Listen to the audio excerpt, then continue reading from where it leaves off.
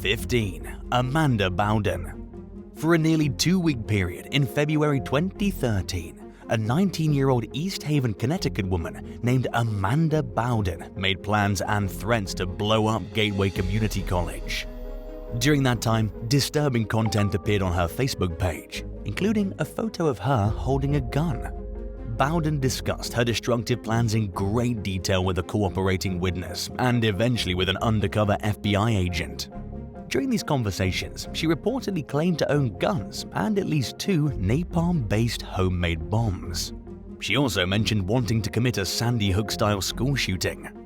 Thankfully, though, that never happened because someone did the right thing and went to law enforcement as soon as they suspected that Bowden was dangerous, rather than brushing it off as meaningless talk. Interestingly, no guns or explosives were found during a raid on the young woman's home, but Bowden was arrested on both state and federal charges. A few weeks later, Bowden pleaded guilty to 1 federal count of false information and hoaxes, and as a result she was sentenced to time served and 3 years of probation. While awaiting sentencing, she was released to a Salvation Army program which included mental health treatment. She was then taken back into federal custody 2 months later for violating the terms of her release and was transferred to a state mental hospital for inpatient care. And in a statement, US authorities reassured the public that Bowden's internet activity would be monitored during her probation period. 14. Karen Jones. In late 2020, a 55-year-old Lantana, Florida woman named Karen Jones shared her candid feelings about some of the state's most infamous politicians on Twitter. And by doing this, she learned the hard way that there's a right and a wrong way to express one's disdain for public figures. In a tweet, Karen accused Florida Governor Ron DeSantis and US Senators Marco Rubio and Rick Scott of looting the state. She then finished her thoughts by writing, "I'ma shoot them." Of course, law enforcement took the post a lot more serious than Karen expected. She told detectives that it was meant as a joke, but when they pointed out that there were no obvious indicators of humor in the post, like the use of "lol" or something to let people know it wasn't serious, Karen said that anyone who follows her knows her sense of humor. But in the end, she was charged with 3 counts of making written threats to kill or do bodily harm. 13. Alex Scott Roberts. In early 2018, a 22-year-old Los Angeles man named Alex Scott Roberts was convicted of 5 counts of attempted extortion and 1 battery by restraint charge for attempting to extort 14 victims for nude photos. Using an app to disguise his identity, he falsely claimed to have nude photos of the victims and threatened to publish them online if they refused to send him more. Roberts committed the crimes between March and May 2017 while on probation for prior convictions of attempted extortion and disseminating intimate photographs. He was sentenced to 6 years and 4 months in California State Prison for the more recent case, but was released after serving just a portion of the term. The repeat offender graced news headlines yet again in 2020 when he was arrested for cyberstalking and threatening 2 sisters in California and a 3rd victim in Georgia. After hearing about the latest batch of allegations against Roberts, state authorities took him back into custody on a probation violation. A few months later, he was federally indicted on 4 counts of stalking and 2 counts of making interstate threats. According to the indictment, Roberts embarked on a campaign of harassment against the sisters, listed as Victim 1 and Victim 2, after one of them told Roberts she no longer wanted any contact with him. In a Craigslist ad, he listed the family's home as being available for rent and invited prospective renters to stop by anytime. After that, he began harassing a friend of Victim 1, demanding that they give him the woman's phone number. And much like his earlier crimes, he threatened to publish nude photos of Victim 1 online if his demands weren't met. On at least 2 occasions, Roberts directly messaged Victim 1 and Victim 2, claiming he was outside their house and that he planned to kill their family. In one text, he wrote, "I have a gun aimed right at both your mum and dad. If you don't respond, someone will die." He also claimed to have a sniper rifle aimed at one of the victim's bedroom windows. He also attempted to extort nude photographs from the 3rd victim. Roberts falsely claimed that he already had some pictures and threatened to send them to her family. After finishing his state sentence for the probation violation, Roberts was transferred to federal custody. He pleaded guilty to 2 counts of stalking and was sentenced to more than 7 years in prison. 12. Ramazana Hidik-Demirovic. It would be an understatement to call Ramazana Hidik-Demirovic an overprotective mother. Starting in 2016, the 47-year-old from San Francisco viciously harassed and cyberstalked anyone who upset her teenage daughter. Her first victim was a young man who'd only dated her daughter for a few days. According to the US Department of Justice, Demirovic went to the boy's school and tracked him down before accosting and threatening him. She then contacted his mother with false allegations that the victim had assaulted her daughter, who was named in court documents as Ira Demirovic. The second victim was a former friend of Ira's who became a target when the girls had a falling out. In addition to harassing and intimidating the victim through text, Demirovic threatened to set her up for a crime and to get her in trouble in her high school. Victim number 3 fell into Demirovic's destructive path after briefly dating her daughter. He received nasty text messages and threats of a restraining order, which would potentially hinder his chances of getting into college. Demirovic also contacted the man's employer and school with false allegations of physical abuse, drug use, and a drinking problem. The situation ultimately caused the victim to quit his job. And as if she hadn't caused enough damage, Demirovic also made several fake social media accounts impersonating the young man. Starting in 2018, a 4th victim endured a relentless campaign to destroy his life. Using fake social media accounts, some reflecting made-up personas and others impersonating the victim, Demirovic and her daughter sent hundreds of messages and made dozens of posts in a bid to ruin his reputation. They contacted the victim himself, as well as his family, friends, school officials, and even strangers. And in their posts, they alluded to the victim being an abusive drug user. They also accused him of being a cyberbully and filed a complaint at his college claiming he stalked and harassed multiple women. The victim fought back against what was happening, and a judge issued a temporary restraining order banning Demirovic from harassing the man and his family. However, she violated it by continuing to do exactly that. According to court documents, Ira falsely accused the man of violently assaulting her. When federal authorities arrested Demirovic in 2022, she reportedly claimed that she was simply trying to protect her daughter. But the court didn't see it that way, and neither did the victims, who were left emotionally traumatized by the harassment. Demirovic was convicted of 7 counts of cyberstalking and 1 count of conspiracy to commit cyberstalking. And in the end, she was sentenced to 3 years in prison, followed by 3 years of supervised release. 11. Jonathan Robinson. 27-year-old mother of 3 Ranita Williams was broadcasting live on Facebook from her Shreveport, Louisiana home one day in 2018 when her ex-boyfriend kicked in the door and barged in. Ranita's brother escaped and called the police, while her out-of-control ex, Jonathan Robinson, terrorized her at gunpoint. After noticing that Ranita was airing a live video, Robinson forced her to apologize to his new girlfriend for making fun of the woman on social media. He could also be heard saying things like, "I'm gonna make you famous," and "I don't care about the police." Robinson fired at least a half-dozen gunshots as Ranita begged him to stop. He fired 3 more times from behind Ranita as she dropped her phone onto the floor. As he stood over the woman, Robinson could be heard calling her a derogatory name and saying, "Game over." Those who were watching would soon have their worst fears confirmed. Ranita had been shot multiple times, and she died from her injuries. 8 officers responded to the scene and were immediately met with gunfire from Robinson. 1 officer was struck in the arm, but luckily he survived.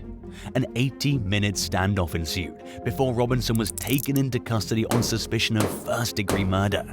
It wasn't his first violent crime either.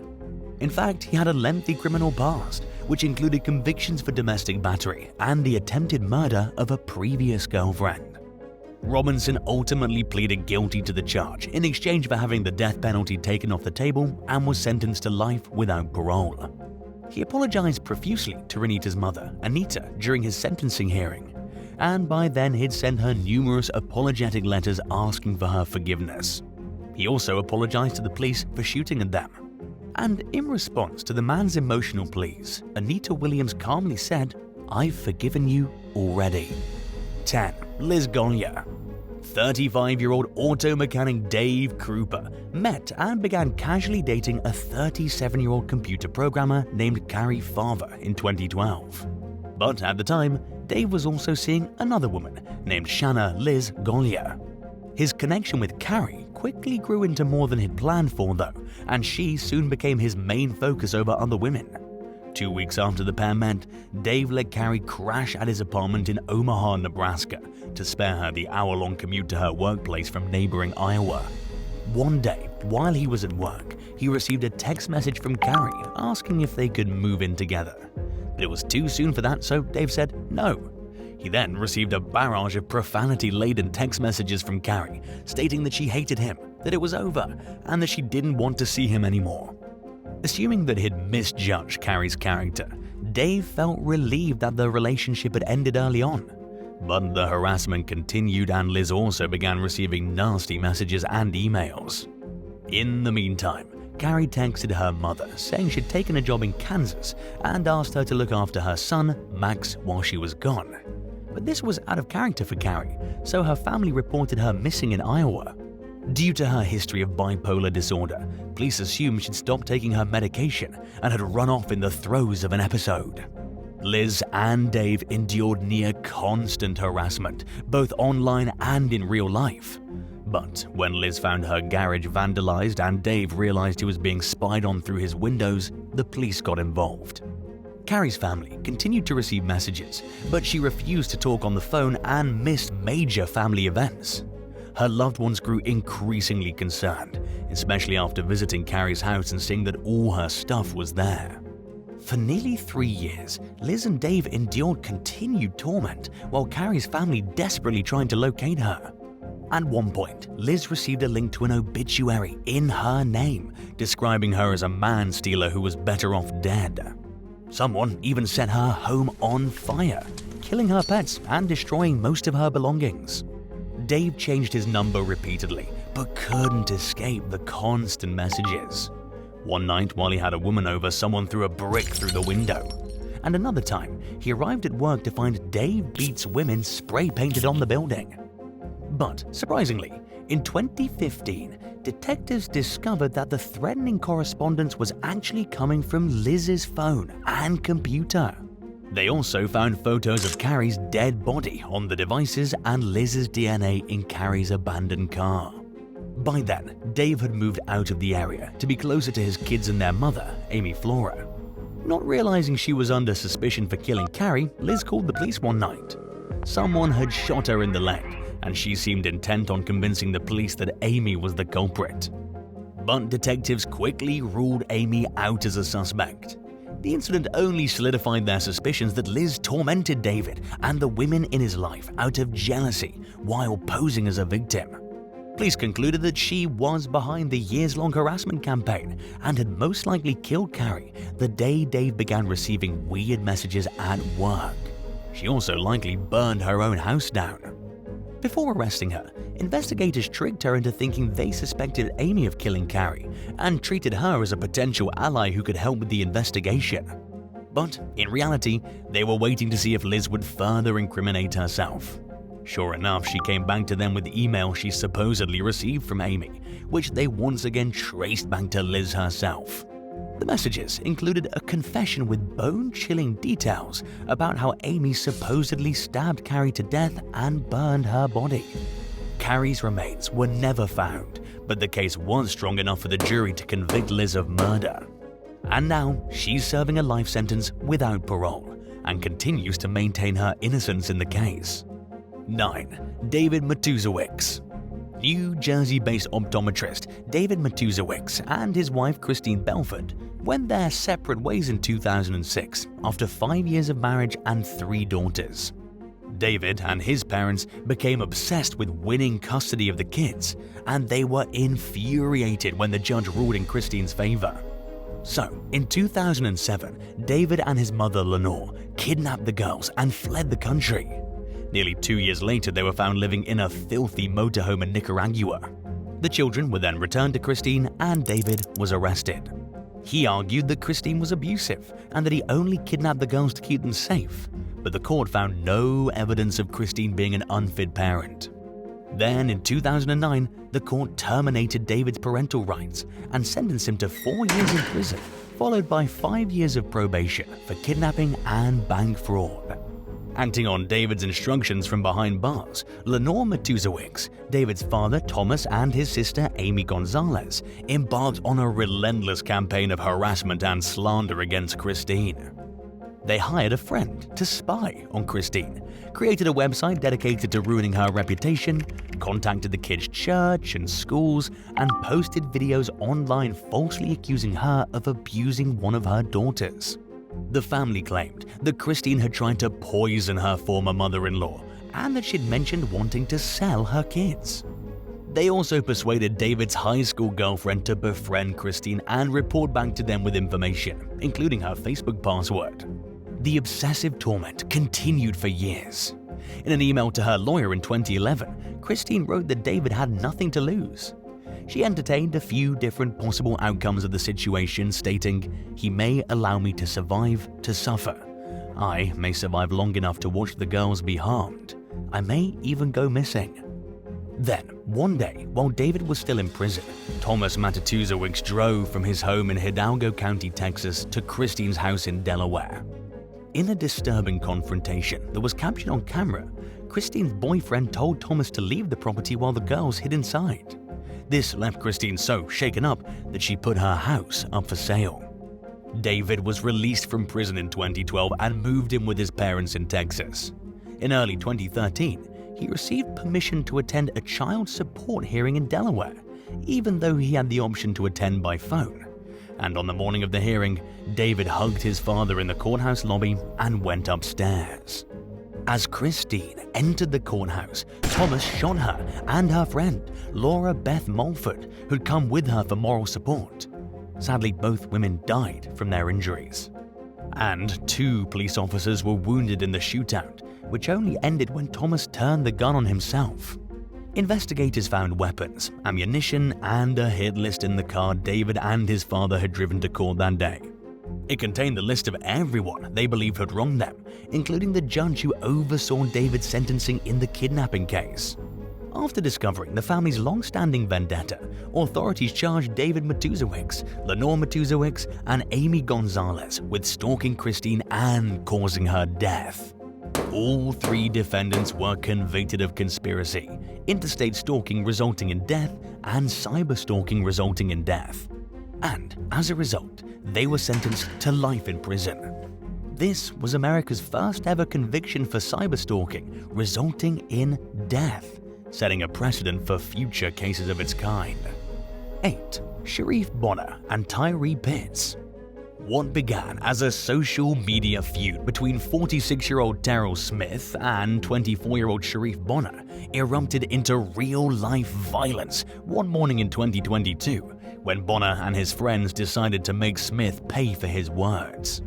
A short while later, sheriff's deputies responded to reports of gunfire at a home in Silanti Township, Michigan, and found Smith suffering from bullet wounds. He was then rushed to the hospital, where he died from his injuries.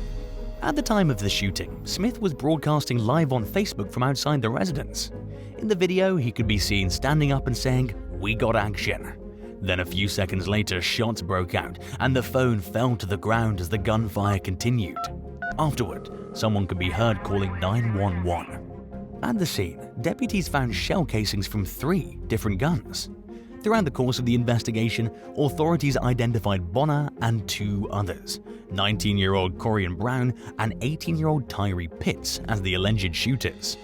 Bonner was captured in Georgia after being on the run for a month and extradited back to Michigan on an open murder charge.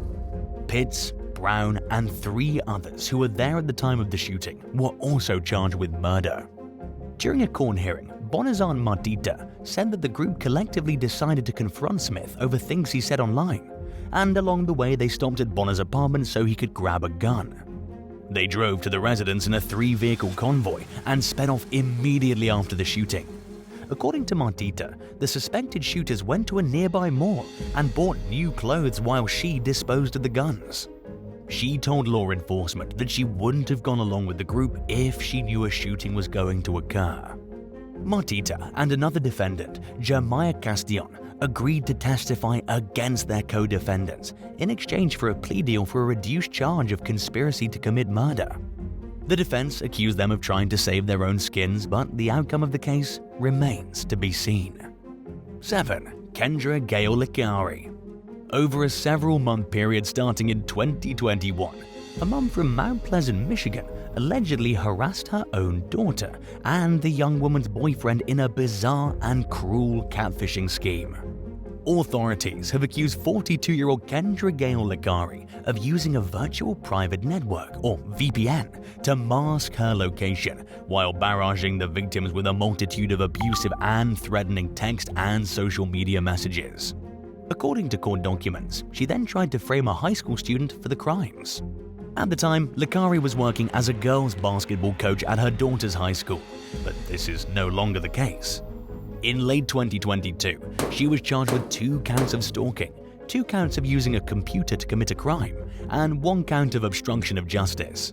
LICARI pleaded guilty to 2 counts of stalking and received a prison sentence of 19 months to 5 years. And even though the case is concluded, there are lingering questions that have yet to be answered, like why LICARI did what she did. Isabella County Prosecutor David Barbary described the case as one of the most confusing and complicated she's ever dealt with in her career. While LICARI's daughter urged the court for leniency, the family of the other victim, Owen McKenney, urged the judge to throw the book at her. In a victim impact statement, Owen's mother Jill expressed her dismay at LICARI's actions, wondering out loud how a mother could do what she did, especially for so long.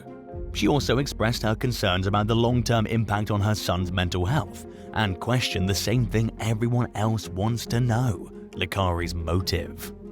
Before she got nailed for being the catfish, LICARI acted like a concerned parent. She even got together with Jill to discuss the ongoing harassment and tried to figure out who was behind it.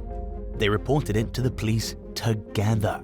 But all the while, according to Jill, LICARI was well aware of the damage that the catfishing was doing to the victims.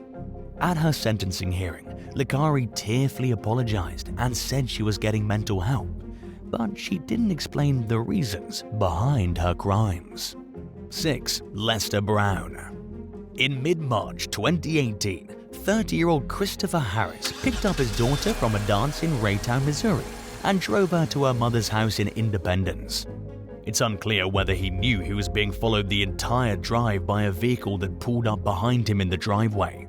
2 armed men exited the car and opened fire on Lester's vehicle while he shouted repeatedly that his daughter was in the car. One of the gunmen, later identified as Lester Brown, continued to shoot as Harris got out of his car and attempted to run inside. His daughter made it into the house, but he was shot and fell to the ground. And as he lay dying, Brown stood over him and fired 2 more shots. Investigators traced the crime to Brown, who was on supervised release for a previous felony conviction, along with 2 co-conspirators, Michael Young and Rennell Pearson. According to court documents, the trio cyberstalked, threatened, and harassed Harris on social media over a several-month period starting in late 2017. They demanded $10,000 monthly payments from Harris, sent him photos of GPS devices, and planted GPS devices on vehicles belonging to Harris and his associates. According to court documents, the murder had something to do with the parties being involved in rival marijuana trafficking operations. One message that was sent to Harris on Snapchat prior to his death stated, "Man, you are gonna end up like Ryan." The statement was a reference to the disappearance and death of Ryan Cobbins, an associate of Harris who vanished in Kansas City after a haircut appointment in October 2013. Harris and another person paid a $20,000 ransom to Brown, who posed as a middleman and claimed he could ensure Cobbins' safe return. This never happened, and Cobbins was found dead with multiple gunshot wounds more than a year later, and nobody was ever charged in connection with his murder. Young and Pearson each pleaded guilty to a conspiracy charge, and Young pleaded guilty to an additional charge of cyber-stalking resulting in death. They're currently being held in jail as they await their sentencing hearings. Brown was convicted of conspiracy to commit cyber-stalking, one count of cyberstalking resulting in death, and being a felon in possession of a firearm. He faces a maximum sentence of life in prison and is awaiting his sentencing as well. 5. Mauricio Garcia. In yet another of the seemingly countless mass shootings that are plaguing the United States, a gunman clad in black body armor opened fire on a crowd at the Allen Premium Outlet shopping mall outside Dallas. He continued shooting for 3 to 4 minutes while terrified members of the public ran for cover. And when the police arrived, shots were still being fired. The gunman killed 8 people and injured 7 others, but he lost his own life in a shootout with responding officers. Authorities identified the shooter as 33-year-old Mauricio Garcia, a seemingly ordinary civilian who previously worked as a security guard and had no prior criminal history. But after taking a closer look at his background, there were signs of problems brewing. Garcia enlisted in the US Army in 2008, but was released during basic training due to mental health concerns. Because it wasn't a disciplinary separation, it didn't appear on background checks. Years later, in the months and weeks leading up to the shooting, Garcia referenced his mental health and extreme beliefs in numerous posts on a Russian social media platform. In at least 2 posts, he praised previous mass shooters, including one who went on a rampage because he hated women. In another, he worried about how his family might feel regarding what he was about to do, and said that no psychologist could have helped him. He also supported anti-Semitic, misogynistic, and white nationalist views. And over a 2-week period before the massacre, Garcia posted more than 24 photos of Allen Premium Outlets. At the crime scene, officers observed a patch on his vest symbolizing extremist ideology. They also found 4 guns on Garcia and in his car. Receipts posted on his social media showed that he spent thousands of dollars on guns the year before the shooting. While a motive for the crime was never officially specified, it seems evident that Garcia's hateful beliefs played a role in his decision. Several right-wing broadcasters speculated that he was actually a psyop, in other words, a government agent who was planted to generate certain reactions for the purpose of manipulating society at large. Others claimed that Garcia was a drug trafficker, an illegal immigrant, or a member of a street gang. But these beliefs are largely regarded as false, and there's no reason to believe that a conspiracy was involved. 4. Matthew Hardy. For 11 years, an unknown number of women in Great Britain were terrorized by an anonymous stalker who left them with lasting emotional trauma. In most cases, the conversations began with the stalker sending the target a message claiming that someone in their life was betraying her, a cheating partner, a backstabbing friend, or something similar. But the conversation eventually took an intimidating tone. And as soon as a victim sensed that something was off and stopped talking to the stalker, all hell broke loose. Oftentimes, the victim would receive dozens of phone calls from someone who breathed heavily but didn't talk. The stalker also began spreading nasty rumors about the victim to their friends and family, including claims of affairs with bosses, stepfathers, and other people. In some cases, they impersonated people in the victim's life.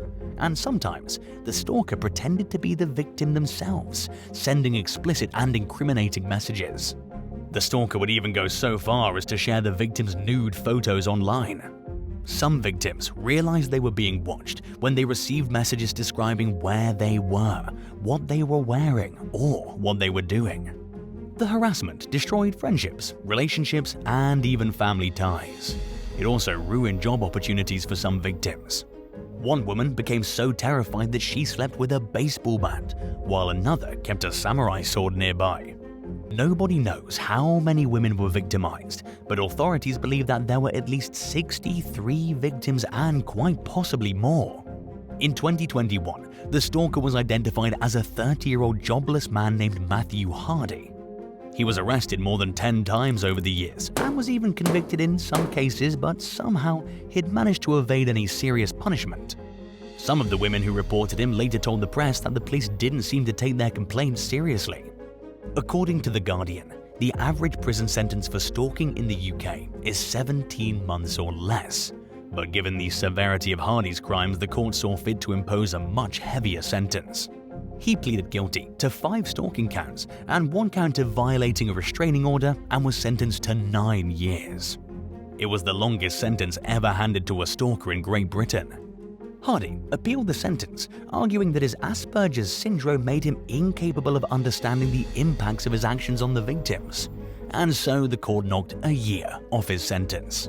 Stalking is a serious crime that puts many people's lives in danger, but police and prosecutors have historically been reluctant to investigate and prosecute cases. Many people believe the punishments are unfairly light, and that it leads to a lot of preventable murders by giving the perpetrators ample opportunity to strike again. 3. Dominique Jade Dragan. A relationship that only lasted a month and ended no later than 2011 came back to haunt a Chicago woman 9 years later when she began receiving racist and threatening messages on Instagram out of nowhere. The harassment came from numerous accounts, but the victim, known only as AR, suspected that the culprit was her ex from years earlier, 28-year-old Dominique J. Dragan. One message said, "I can't wait to hear the bones in your neck break," and another said, "I'm gonna put a bullet in your forehead." The messages also contained even worse statements which are too horrific to say out loud. AR's mother and her partner, who live in Tampa, also received death threats. There was also reason for the victims to fear that they were being stalked in person, because one of them received a threatening message while they were shopping for groceries. After enduring the harassment for nearly a year and a half, the victims reported it to the FBI. By then, they'd changed their daily lives and routines out of a fear that Dragan would track them down and hurt or kill them. They were unable to sleep soundly, and one of them brought a gun for protection. During questioning, Dragan admitted to making threatening comments on Instagram, but he allegedly continued to do so even after being interviewed by law enforcement. In the end, he pleaded to 2 counts of cyberstalking and was sentenced to 3 years in federal prison, followed by 3 years of supervised release. 2. Anthony ELONIS. In an ongoing saga spanning more than a decade, a Pennsylvania man named Anthony ELONIS was first arrested in 2010 for making threatening Facebook posts targeting his ex-wife and others. The posts first appeared in the wake of several unfortunate events in Anthony's life, including his ex-wife leaving him and the loss of his job at an amusement park. Authorities charged him with 5 counts of violating a federal anti-threat statute, and besides his wife, he was accused of targeting a kindergarten class, a local police agency, co-workers, and an FBI agent. In court, ELONIS asked for the charges to be dismissed, arguing that the posts weren't actual threats. He claimed to be an aspiring rap artist and defended his words as a form of artistic expression and a therapeutic release. In short, ELONIS argued that he didn't threaten anyone because he didn't mean what he said in a literal sense. The court disagreed though, ruling that the posts could legally be considered threats because a reasonable person would interpret them that way. ELONIS was found guilty on 4 out of 5 counts and was sentenced to 44 months in federal prison followed by 3 years of probation. He appealed his conviction, but the ruling was upheld. The case attracted national attention and sparked widespread debates over what constitutes free speech on social media. History repeated itself in 2022 when ELONIS was charged with 3 counts of cyberstalking. This time, he was accused of harassing his ex-wife, an ex-girlfriend, and a government employee. According to prosecutors, he sent threatening, harassing, and intimidating emails to the government employee, while targeting all 3 victims in social media posts, text messages, and voicemail. The crimes took place over a 3-year period from 2018 to 2021, during which time ELONIS violated a Protection from Abuse Order (PFA) his ex-girlfriend took out against him. As a result, he was convicted of all 3 counts and received a sentence of more than 12.5 years in prison. 1. Kathy Ann Hendrickson.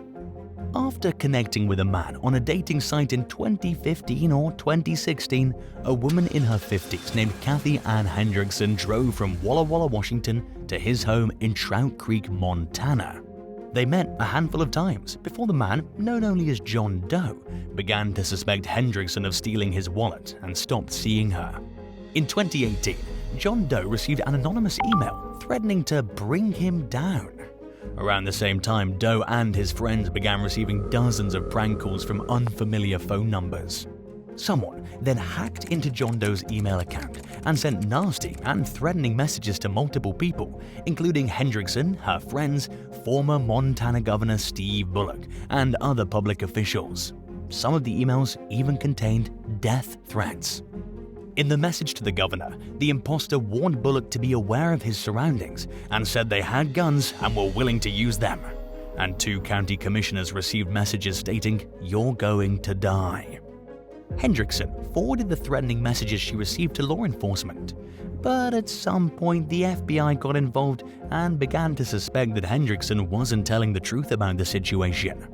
They seized her phone and discovered evidence that she had, in fact, been stalking and harassing John Doe, and harassing other people while pretending to be him. A few days after the raid, Hendrickson called an FBI office and a US Attorney's office using a burner phone that authorities had suspected her of having all along. She wanted to know when she'd get her primary phone back, but she was hit with a cyber-stalking charge instead. Hendrickson was convicted of the charge in early 2022 and was sentenced to 52 months in federal prison, followed by 3 years of supervised release. Would you rather lose your job or be arrested on a misdemeanor over a social media feud? Let us know in the comment section below. And if you enjoyed this video, be sure to subscribe to the channel. Thanks for watching, and we'll see you next time. Bye!